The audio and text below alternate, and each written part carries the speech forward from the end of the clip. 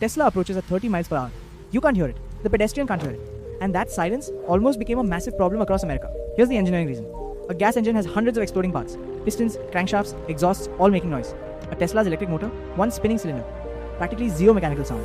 Dead silent under 18 miles per hour. Studies showed EVs were 40% more likely to hit pedestrians at slow speeds compared to gas cars. Blind pedestrians, kids, cyclists, they all rely on engine sound to know a car is coming. Silent cars broke that system completely. So the US government stepped in.